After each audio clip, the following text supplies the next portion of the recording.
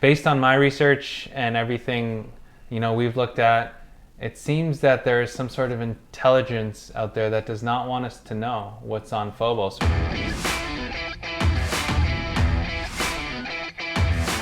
There have been a number of mysterious events that take place in space, and one of the events that, as time has gone on, more and more people bringing forth information from credible sources, whether it's whistleblowers or other people doing research into what's going on in space, changes the way we might view some events that have happened in the past. And specifically, we're going to be talking about Phobos II, which is a space probe out of the Soviet Union that was sent up to gather information about Phobos, one of the moons around Mars.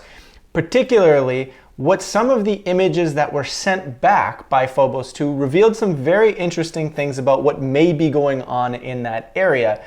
And it just so happened that after an image of what looked like a potential UFO craft was sent back, the space probe disappeared and was never seen again. And of course, the mainstream explanation, which we're going to talk about, is not all that, satisfying, you could say. And I got Arjun Walia here to talk about this a little bit further. Let's go right into Phobos II. What exactly was this for, and what happened, and what's been going on with this? Phobos II, like you said, was a space probe designed to check out the moons of Mars, basically explore both of them. Right. And Phobos was the first one. And like you said, something mysterious happened. They lost contact with the craft, and they have absolutely no idea what happened to it. The official explanation is that there were just technical difficulties. Right. But and we're talking about a time they sent this out in 1988, right. 1989. So, but there are many sources that show that, something strange happened. And in fact, before we lost contact with the craft, it actually did send back a number of pictures. So before we continue though, so Phobos 1, there was technical issues. Phobos right? 1, there were technical issues, and Russia actually accused the United States of sabotaging that mission. Right. Right. And which is interesting because there's also that WikiLeaks document that discusses a moon base that belonged to the Russians where they claimed that the U.S. had actually destroyed that moon base. Yeah, we show a screenshot of it here. Here's the WikiLeaks document, and there's all kinds of weird stuff going on in space between countries, right? And that's kind of classified, but the information's available. So it's weird. It's not a surprise that the U.S. would do something like that. So that was Phobos 1. Right. But Phobos 2 made it to Mars and was sending back pictures. Right. And then, in that process, they lost communication with it. They lost the probe. Mm-hmm. And, it was designed to get within 50 meters of the surface and actually release 2 rovers. But that never happened. And, it sent back some very interesting pictures. And the fact that, if this isn't some conspiracy theory that, something extraterrestrial happened to it. In 1991, a Soviet Air Force colonel and cosmonaut, Marina Popovic, show a picture of her here, right? In that picture right there, they're holding up one of the pictures. And she's one of many who have shown that there's what looks like to be a UFO headed towards the probe right before we lost contact with it. Right. Yeah. And of course her comments were covered in the New York Times, and as she states, they didn't do the greatest job of really telling the story and really talking about her comments, which leads to an interesting thing, which you probably have some thoughts on as well, is like the mainstream media, when they tackle a story like this, or when they read a story, these are usually journalists that don't have a deep background in the UFO subject. Not to mention, they view it as such a ridiculed subject, especially then. Well, as Roscoe Hillenkotter said, the very first director of the CIA, he said there was an official campaign of ridicule and secrecy. Right. And we know the CIA's connection with mainstream media, so that campaign of ridicule and secrecy happens through mainstream media. So when she died, they took her belief that, it's not just her belief, there's many others with such backgrounds,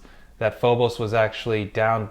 She said that object could have very well been an extraterrestrial spacecraft. Right. Right? So that's huge.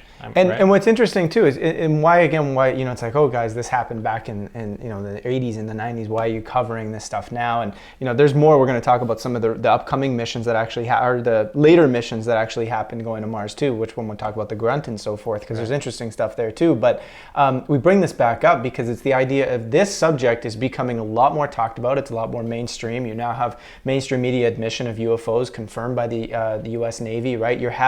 This is authentic stuff that's happening. We know this is going on. If they're here in and around Earth and they're not military vehicles, then you might expect that they're also in and around Mars. Why not, right? And we just did the episode on Mars, so this kind of transitions into that nicely. And the funny thing about Phobos is you saw that picture with the cosmonaut, and I'll show another one here of, this is the very last picture Phobos took before it was knocked off. Yeah. So you can see there that looks like an extraterrestrial craft to me. There's no really official explanation. It's just kind of, atmospheric conditions. Right, there's like anomalies, atmospheric anomalies and so forth. Atmospheric anomalies, yeah. But it's interesting about Phobos too, because there's the monolith that's on Phobos that is often discussed, and we got that clip of Buzz Aldrin, and he seems so excited talking about this particular thing. Let's play that clip. Fly by the comets, visit asteroids, visit the moon of Mars. There's a monolith there, a very unusual structure on this little potato-shaped object that goes around Mars once in 7 hours. When people find out about that, they're going to say, who put that there? Who put that there? So there you see that, and it's funny because there has been no successful mission to Phobos. Right. Every time we've tried to send a probe to Phobos, it's failed. Phobos 1 failed. Phobos 2 failed. Phobos Grunt in 2011 also failed. Yeah. So based on my research and everything, we've looked at, it seems that there is some sort of intelligence out there that does not want us to know what's on Phobos or what's going on Phobos. Yeah. Well, and it's interesting because in our other segment about Mars, right, we talked about how Mars once had an atmosphere and likely contained life, and there's evidence of life, and that apparently, through an atomic bomb, which discussed in detail in that segment, makes it appear as though that whole civilization was wiped out. There's no more atmosphere, but the moon of Mars also appears. If you look at this monolith more clearly, we'll pop up the picture.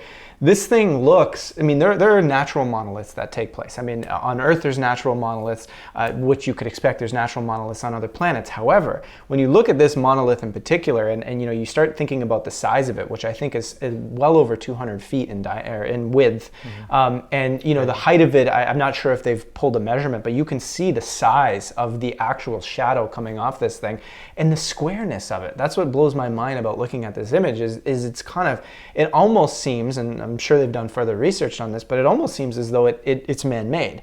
And so when you think about that, what if that's evidence of a civilization still existing on Phobos? Yeah. What if there's some other type of thing on Phobos? What if it's us? What if secret space program? Yeah. Based on, it could be just an intelligence that doesn't want us to know certain things.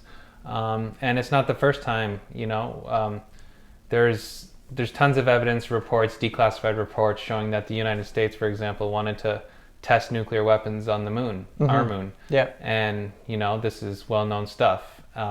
What's not told in the mainstream is that they actually tried. They went as far as trying to take a nuclear weapon to our moon to detonate it for scientific purposes and stuff, because they didn't want to do it on Earth.